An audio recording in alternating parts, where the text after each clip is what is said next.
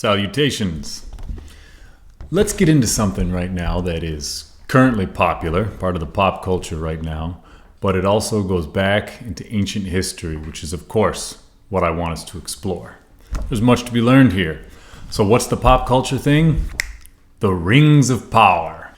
For those of you who don't know, the Rings of Power is Bezos and Company, Amazon. That is their spin on the fantastic work by Tolkien, known as the Silmarillion.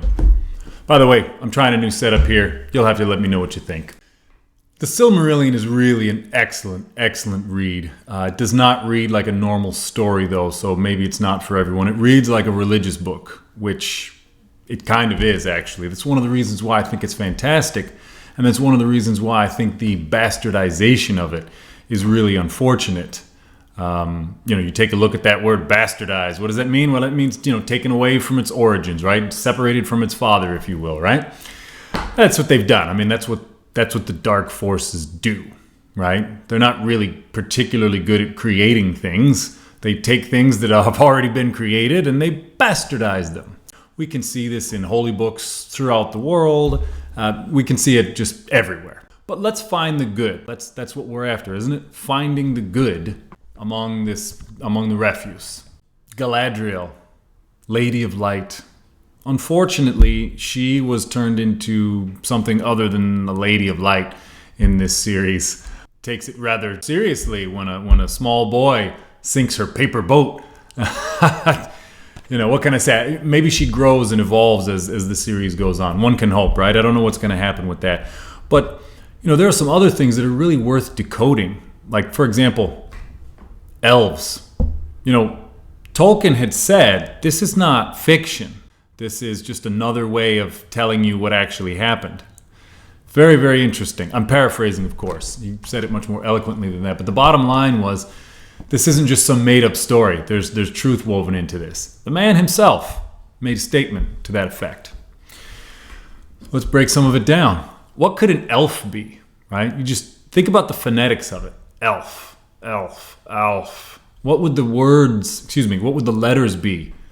Elf. Might be A-L-F.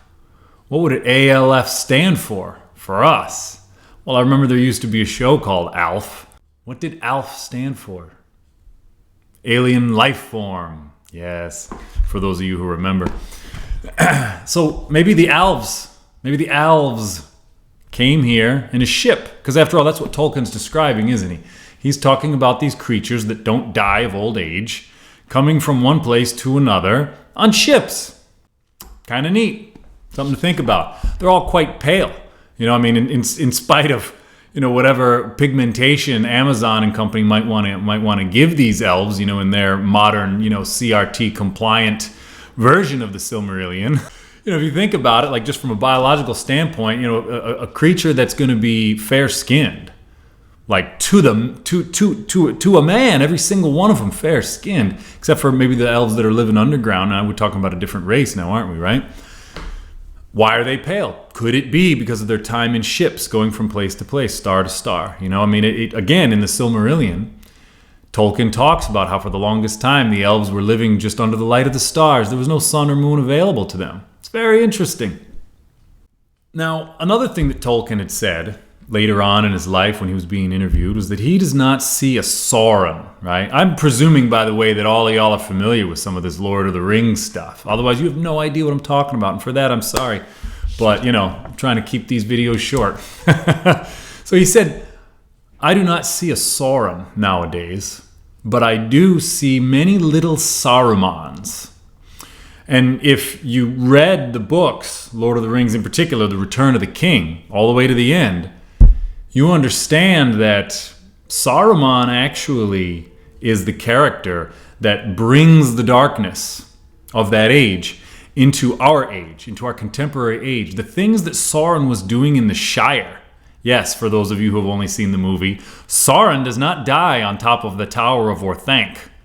Okay, he makes his way to the Shire. You wonder where that storehouse of food that Merry and Pippin get to noshing on, right? After Orthanc is ruined, thanks to Treebeard and the rest of the Ents. Where'd all that come from? Where did that Longbottom leaf come from? Came from the Shire. How to get his hands on it. There's a story there. And that's actually how the Return of the King book ends. It was with the Battle of Bywater and the events in the Shire that involve Saruman.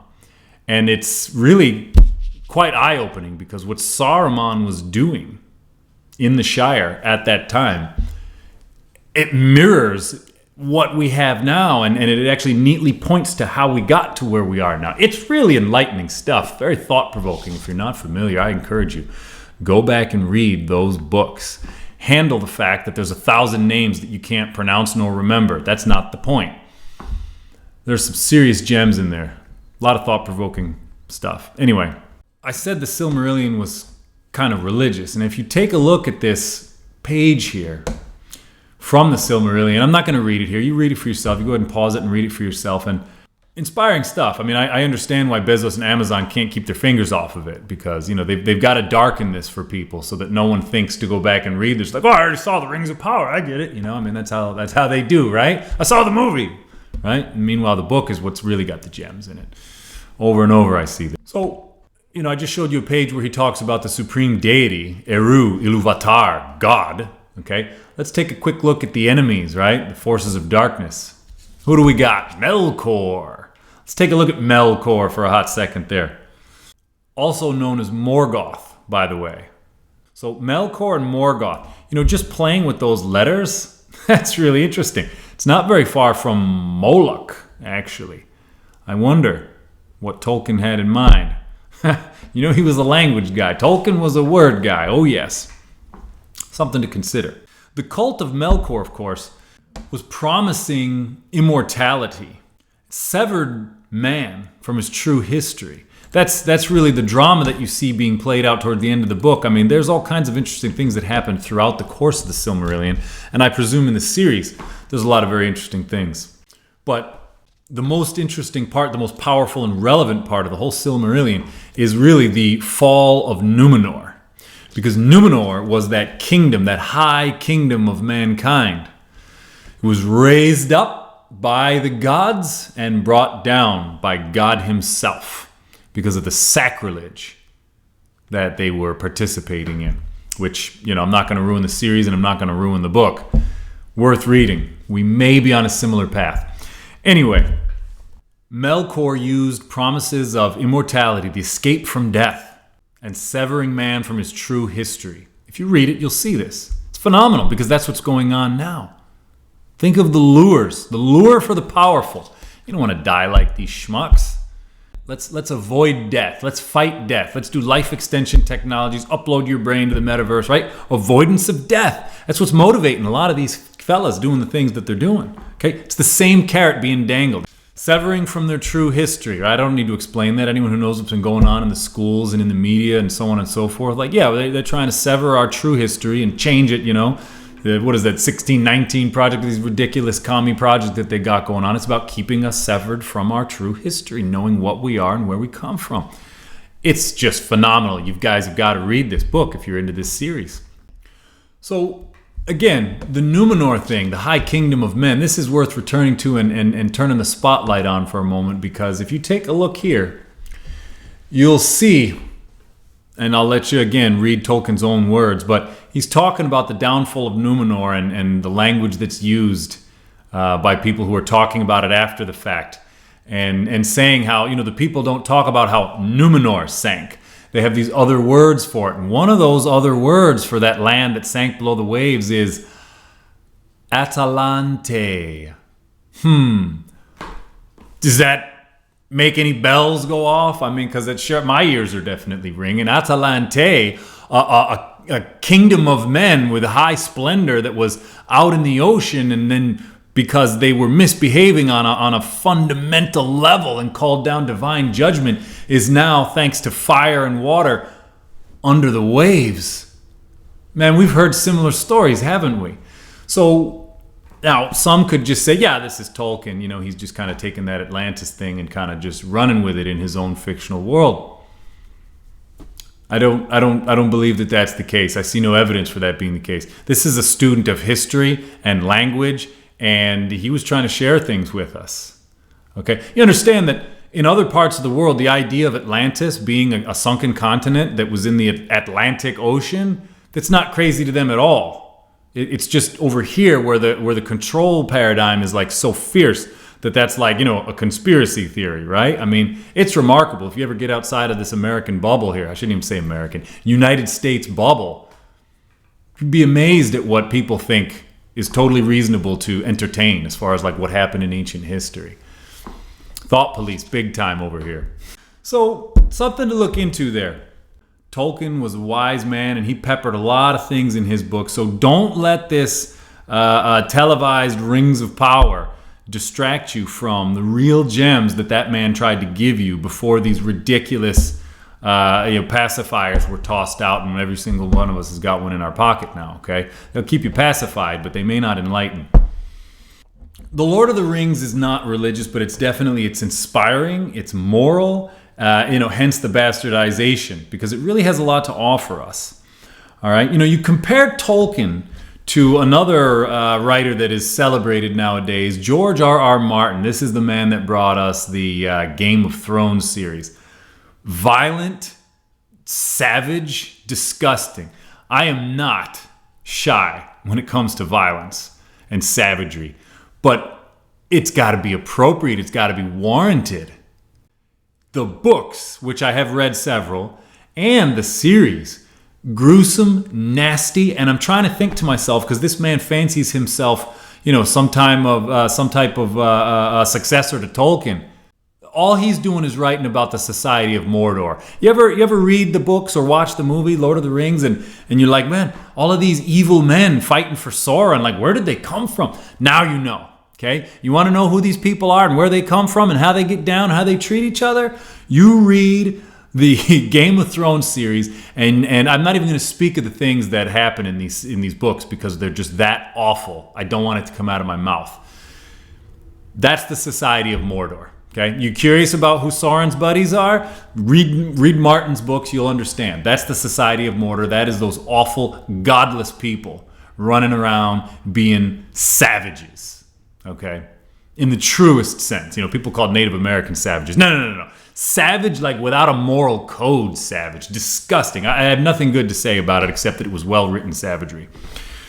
Compare that to Tolkien, right? And they glorified the crap out of that, right? You couldn't wake up in the morning without hearing something about Game of Thrones for a couple of years straight. It was remarkable. It's the society of Mordor. So with all that having been said, let's hope that the Rings of Power series improves, because it has taken very powerful and relevant subject material into its hands. And I don't expect regular people to know what to do with the inspired works of inspired men, but hopefully someone will be able to rise to the occasion and improve this series, make it better, make it more true to what it should be. Regardless, y'all should read it, y'all should contemplate it. It's good stuff, inspired. Last but not least, I just got to toss this up because you know how I get down. Law, fellas, look at this, okay? A little bit more confirmation. Florida rejecting the federal government, DOJ, plan to place monitors inside voting locations. How could they do that if the federal government trumps everything else? If the FBI is the biggest gun in town, how could Florida get away with that? Right? I mean, couldn't the feds just come to we're going to come in anyway? Why can't they do that? Because the states are actually a higher level of sovereignty than the federal government. That's the thing, is the federal government is not really sovereign over anything except for federal territories like DC, things of that nature. Okay? The proof is right there. I know people don't know how to act like it most of the time, but Ron DeSantis figured it out. Okay, and actually there are a bunch of other places. I mean, I'm not gonna beat on this too much. There were other states, other counties that were like, yeah, thanks, but no thanks, guys. Okay, local. I've been saying it. Don't worry yourself too much about these federal people. Okay, presidential wannabes and former have-beens and so on and so forth. That's not where the answer is. That's not where the future is. Okay, we're facing a crisis that is so serious that I don't believe that there's any one man that's pulling us out of it. Okay, I mean, after all, if one man did, who would people be glorifying? And who are we supposed to be glorifying? So for me, anyway, that answers quite neatly. how things are going to turn around. I guess we'll see, won't we? Anyway, y'all stay blessed. Read more books, watch less screens.